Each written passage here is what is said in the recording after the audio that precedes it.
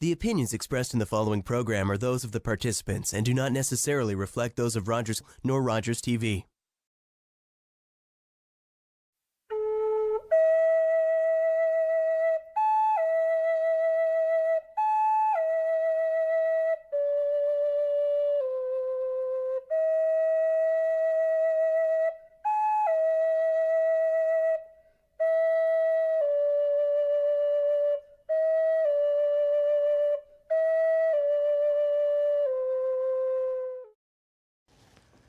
Hello, and welcome to Indigenous. I'm your host, Monique Menach.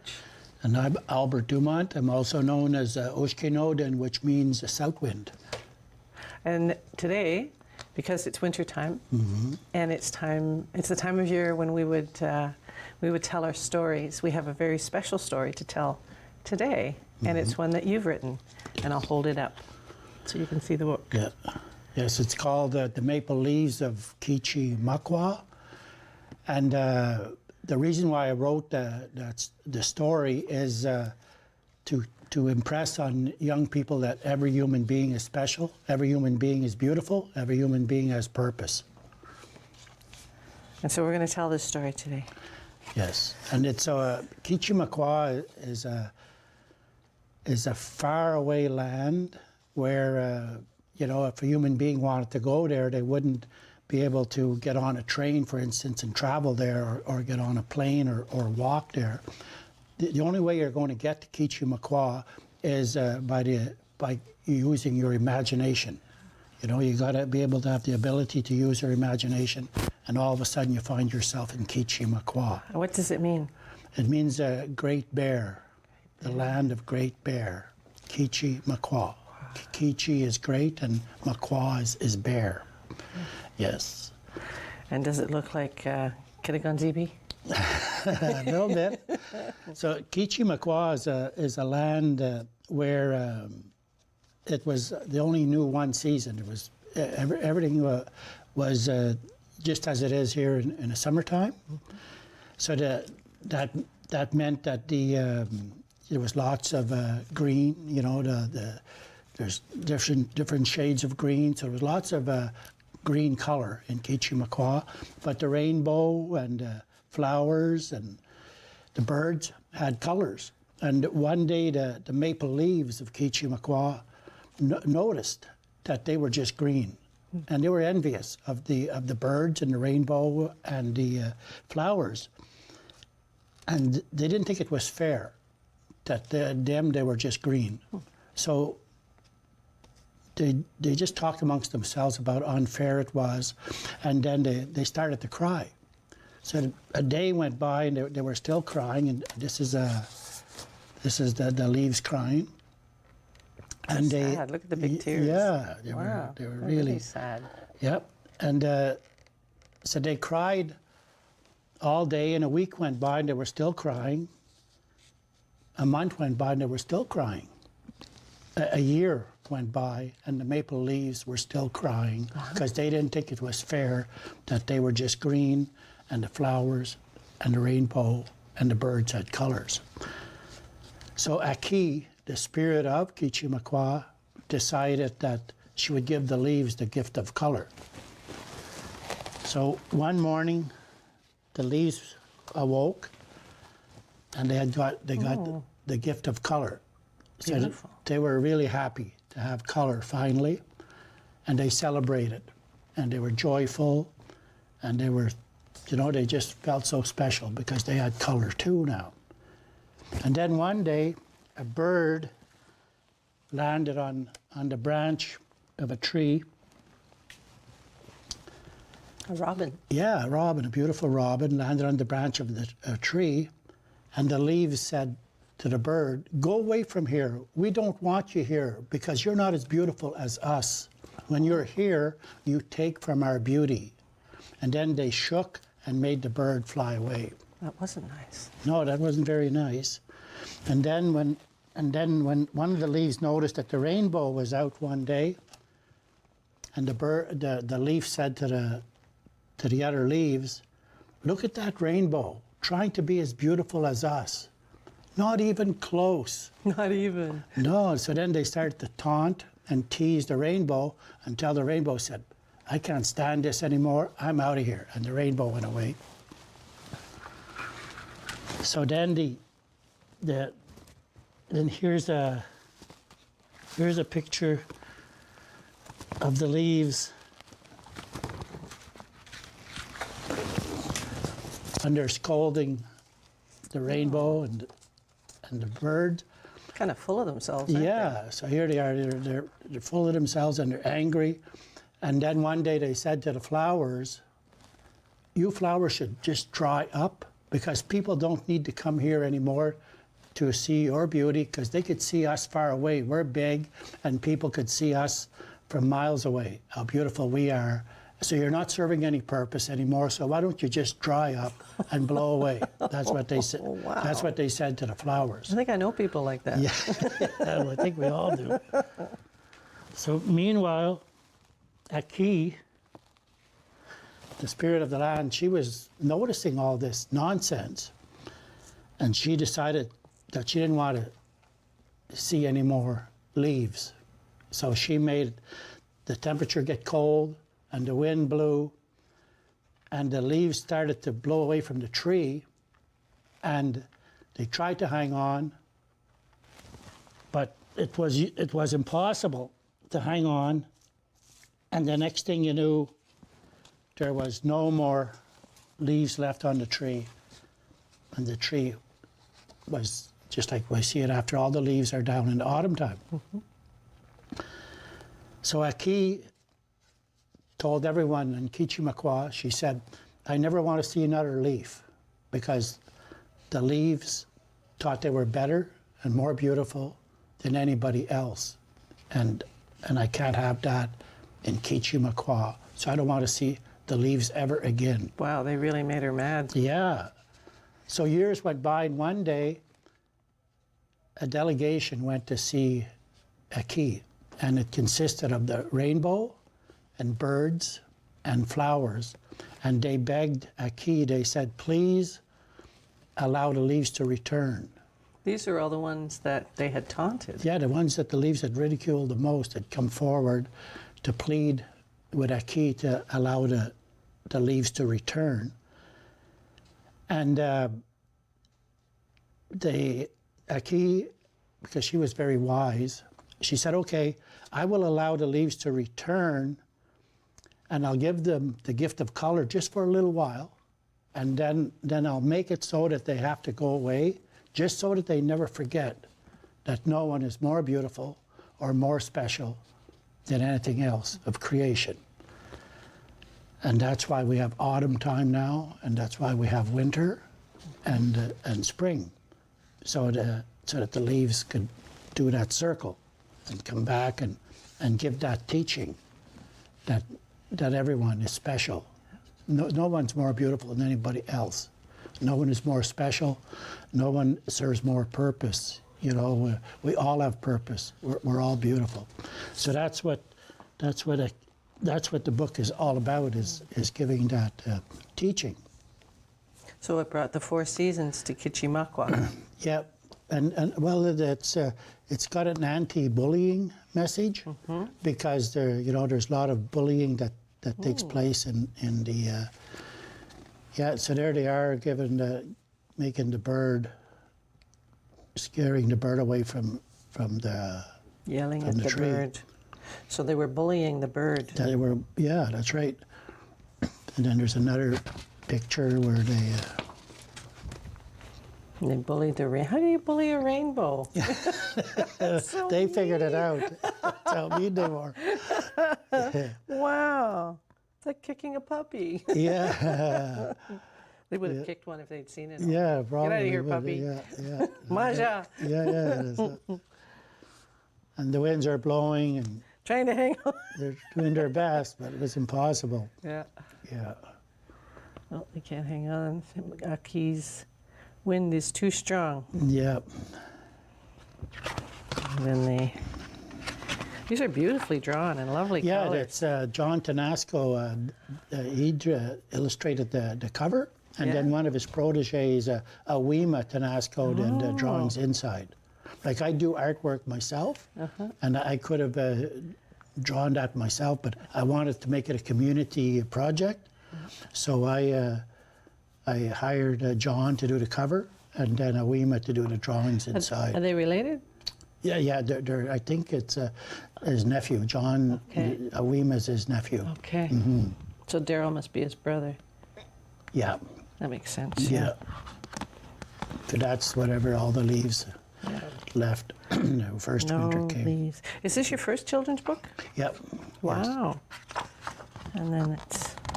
Are there any more? I think there. And it's in 3 languages. Yeah. It's in French, English, and like one panel is in English, the Yeah. next panel is French, and then Algonquin. So they could actually learn to speak the Algonquin. Yeah, and tell the anybody story. that's learning the language could it'd be good for that for sure. That'd be great. Yeah, I'm writing another children's book there now, and about what's there on the land to eat during the blackberry moon. And this year, by the way, it's if you go to my website, anybody that wanted to purchase a copy of that, yeah, And what's your website? just albertdumont.com. Perfect. And you've had other short stories and poetry Yeah, as well. I write poetry, and a short storyteller. Yeah. I really believe that the storytellers of today, they're duty bound as a storyteller to leave a story that will be retold and retold and retold, and like let's say 100 years from now or whatever, they'll know the origins of it. They'll say, yeah, Albert Dumont wrote that story in the year 2000. Yeah. And because some of our traditional stories, we don't know that when they originated. We don't know if they're 1,000 years old or 5,000 years old, or maybe even 8,000 years old or whatever. But because of our oral tradition, the traditional stories they're still alive today because they pack a lot of punch in their message. They build character and principles. So that's what a story is supposed to do. So I'm hoping that story will still be around in hundreds of years from now, because it's always going to tell about the nonsense of bullying, the nonsense of believing that you're more special or more beautiful than anybody else. It's wrong when you do that. The vanity. Yeah, that's right. Exactly. And then and the fact that they cried and cried and cried till they got Their way. Yeah. There's a parenting story in there. There's a parenting story. That's right. Keep crying, I guess Key got kind of fed up after it was a couple of years that they wouldn't I stop. think everybody did too, didn't they? They were like, for something, please do something. Yeah. Yeah. Right, it's pretty funny. But yeah, because I mean, they got together to begin with and said, this is unfair. Yeah. Well, that's what, like I wrote that story about 15 years ago. Oh, yeah. And it was because I was noticing that some girls were, they were, like dieting, overdoing it with dieting, and because they wanted to look attractive for boys. I'm talking 15, 16-year-old girls that I knew, in the community. And I was just trying to impress on them, you're already beautiful. You don't have to diet and stuff like that. Dieting is good, I guess, if you just some things make sense, but not to look more attractive, though. But to me, he's For healthy, if you want to be healthy. That's right. It's a lifestyle. Dieting doesn't. But so, anyways, when it comes to boys, they don't let how attractive they are or not attractive they are get in between them and their Big Mac. They're going to have it. But girls, it's different. At least 15 years ago, that's what I was noticing. That's what inspired the story of the Maple Leaves of Kichimakwa. And then I decided to do it in 3 languages. Yeah. Oh, that's good. Do they use this in the school? I'm sure. Yeah, they do. they have. But the school board bought quite a few copies. And so whenever I go, sometimes I go to a school and I tell the story of the Maple Leaves of Kichimakwa, and I don't read it though. Like I bring these maquettes with me. Yeah, they're great. And you know, I'm talking about kindergarten or grade 1 and grade 2 students. So they're sitting on the floor. And so I've been asked by the students, those little kids, they say, how come you're not going to read this story? Because they're used to somebody reading them a story out of a book, right? Yeah. But whenever I'm telling it like that, it's a whole different experience for them. And they get right into it. Like, and I'll stop and I'll say, so what do you think about the birds doing that? Or what do you think about the leaves saying this or doing that to the birds or to the rainbow? And we have a discussion about it. And the kids get it, you know, that somebody's being cruel. Yeah. You know, and that somebody else is being hurt, their feelings are being hurt. Yeah. So that we talk about it. And then after a little talk, then the story goes on, and then I'll stop again and I'll say, look at the leaves, you know, they were trying to hang on, you know. Well, why do you think they try to hang on? And then, you know, the little kids' minds work, and we have a really good talk about it. Yeah. That's good. Little kids understand justice. They do, you know, even at 3 years old, the kid knows when they're being respected and when they're not being respected. Like, they want their voices heard. Yeah. Yeah. Exactly. You know, as soon as a human being could start to communicate, you know, it's time to be fair with them and understand that their voice is important in the family. Mm-hmm. Yeah, that's right. Absolutely. Well, that's. I have a son, and that's how I feel about him. Yeah. Well, I've got daughters. Yeah. And a shotgun. Yeah.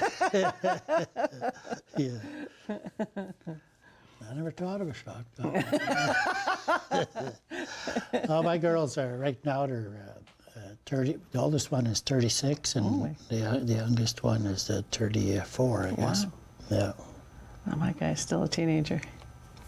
But I remember that. I remember how the questions he would ask, you know, when he saw stuff on TV or if something happened, you know, in school, and it was all about justice and, you know, people being treated fairly and how come and why and, you know, well, don't you think we should be, you know, like just the way he spoke. I remember we were living way up north, and he was in grade 1, and one little kid was being bullied. And I remember him coming home to me and saying, well, why are they doing that? Why are they treating her that way? And, you know, and I just told him, what you do is you respect, you know, you respect her and you make friends with her so that she knows that it's important that she is respected too. Yeah. And then he felt better like this. That's right, because it's a scar. You know, bullying leaves scars. Yeah. And some people, you know, they're scarred. And, you know, they grow into adulthood and maybe they're middle age before they get to realize that they're scarred and they need to do something about it. Yeah. And, but it's kind of destroys some good years in a human being's life. You know, the experience of being bullied or singled out and abused like that. It's a painful thing, you know, to experience. You know, the bullying or to feel that you're alone and everybody else is ganged up on you. Yeah. Yeah. So let's just take the maple leaves were bullying everybody. Yeah. Well, poor flowers. Yeah, the flowers really got it. I guess they got the worst of it. Yeah. Were they in the delegation too? Yeah, they were in delegation because if the story reads that there was that the delegation spoke about who was missing the leaves, and they missed their songs when the wind would blow through them, and the shade. You know, the people wanted shade again to sit under a tree on a sunny day. Yeah. So they convinced Aki to allow the leaves to return. Yeah. But Aki was a very wise spirit. Yeah. You know, she oversaw everything in Kichimakwa. So she allowed the leaves to come back. But they had to learn their lesson. They had to learn their lesson and never forget it. That's why they leave for part of the year. Right? But they get the gift of color. That's good. Yeah. Is that when they started making sugar? Yeah, it's maple syrup. Yeah, now we get maple syrup too. Yeah, yeah. I like that picture that John Tanasco drew on it. you know, you could almost hear those geese there that are flying. Yeah. And the rainbow. All the characters are in the, see, there's flowers on the Yeah, ground. there's the flowers and the Bird. robin, Yeah. the geese and the rainbow. Yeah, John is, his works are throughout the planet, like Wow. Japan, Germany, Really? and yeah, he's out fantastic. there. Yeah, Yeah, there's some amazing artists. yeah. We that sure have community. you know, in Kittiganzibi, you know, you could enter the reserve and you're driving down the road and you could tell people, you know, oh, the person that lives here works with porcupine quills, just like in this hat, you Yeah, know. it's gorgeous hat.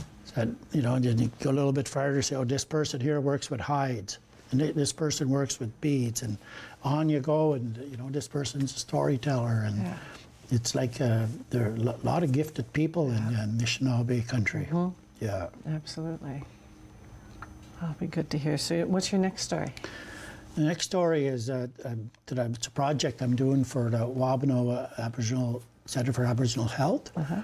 It has to do with an elderly woman who takes her two grandchildren for a walk one day during the blackberry moon. The blackberry moon is August into September, and of course it's when the blackberries are ripe. Yeah. And so there's a lot of other things to eat at that time. Like there's blueberries and crab apples and chokecherries and other things. So she tells her grandchildren that they're going to go for a hike. They're not going to bring a lunch.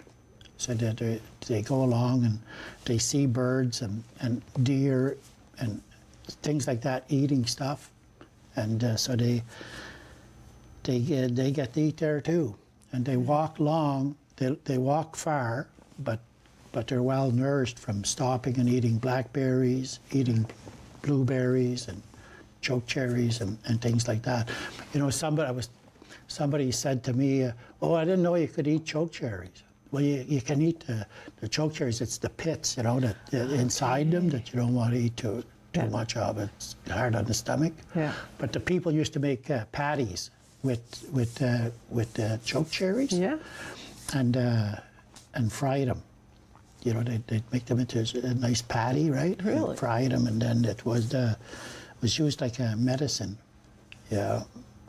So there's a lot of stuff that, like the roots of things, like blueberry roots or the roots from strawberries, or you know, and the leaves of some things are good. I heard roots of blueberries are good for diabetes.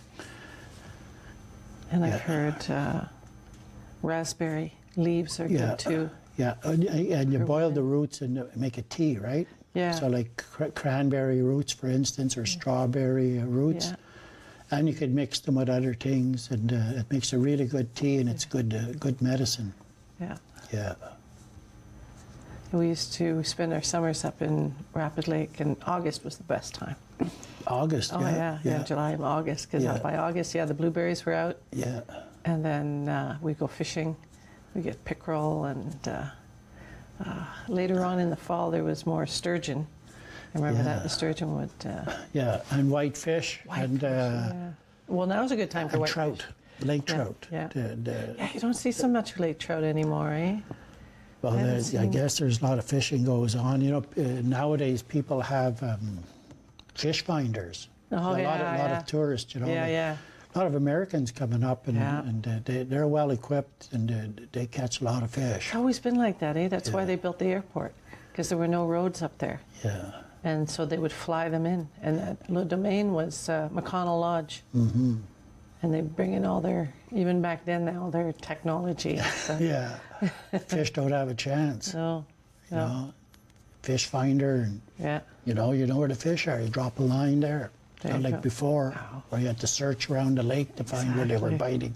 Yeah, or no. Like, I went out a couple of summers ago, and they were saying there's little bays, and that's where you go. And especially if it's windy, because the wind will blow, and the fish will go into these little bays Oh yeah. in the lake, and that's where you go to find the. Yeah. And sure enough, we found one of those little bays. Not all of them, but you have to find the one where they are. And Yeah. yeah, we had a good day that day with the fish. We even caught a couple of the blue pickerel. You don't Oh, see yeah? those very often. Yeah. Yeah. Yeah, I used to like to go up there to the park and visit an Algonquin community and spend 2 or 3 days. I'd always bring gifts with me, Yeah. you know, like Yeah. coffee, you know, big cans of coffee and some flour, potatoes. Yeah. Staples. Yeah, and I'd bring that as a gift, and then I'd go fishing. Yeah. They'd show me the That best too. places. Yeah. Me too. I go visit Irene Jerome yeah. up there. Yeah, she had me peel potatoes. I was always peeling potatoes, Yeah. peeling potatoes. And then finally one day she came to me, and I guess I'd been promoted because she made me clean fish. Oh yeah. Talking about cleaning fish, when my granddaughter was 5 years old, she wanted to fillet. Oh yeah. I said, I don't think so. She watched me do it a few times, you know, and said, Grandpa, can I try? No. The knife's bigger. Not than you missing any fingers. Filleting knife is pretty sharp. are. Oh yeah. Yeah. You got to be really careful. Yeah, and they kept their knives sharp too, eh? Yeah, you know, every time you sharpen it 2 or 3 times when you're filleting. Yeah. You know, Yeah. it has to be extremely sharp to do a good job of filleting. Especially in the winter too, because if they're using nets, they get a lot of fish at once. Yeah. So it's. I remember my dad brought home a feast. Oh, we were in whitefish for months. It was fabulous. Yeah. He brought. I can't tell you how many he brought home. Yeah. Yeah, we had fish, whitefish for special They occasions. used to stack them in wooden barrels. Oh yeah. You know, a couple of layers of fish and then some coarse salt, then some more fish, really? some more salt, all the way up, and the salt preserved it. Yeah. And you had fish all summer, all winter. Yeah. Yep. Nice. Fresh too. Yeah. Yeah. That's good. Wow. Mm-hmm. I have to go set a net. Yeah. Well, the story of the maple leaves of Kichimakwa, maybe I'll do something else that occurs in Kichimakwa at some other time, Yeah. maybe with the people that Yeah. are living there. But every time you write a story, it's got to have a good message. You know, there's got to be some teachings in there that make a human being's behavior better. You know, to make them appreciate that we have purpose and good. It's good to live in peace. You know, without violence, without anything that's anything to do with ugliness. You know, just be good, a good person. That's what some of these stories are about. You know, there's a difference between traditional teaching stories and like a life memory, for instance, or a story I think traditional teaching stories are given by spirit, like they're inspired through a dream or by ceremony, you know, a fasting ceremony or whatever the case. And that's where I got the maple leaves of Kichimakwa, because I do fasting ceremonies. You know, I go into the forest and I'll go without food and water for 4 days and 4 nights sometimes in a circle in the forest. And so, you know, it's whatever your purpose is to do that. Well, we look forward to more of your stories. Yeah, well, thank you. Yeah. And thank you. Thank you for watching today. I'm Monique Manach, and I'm Albert Duman. and you've been watching Indigenous. Kachimigwich.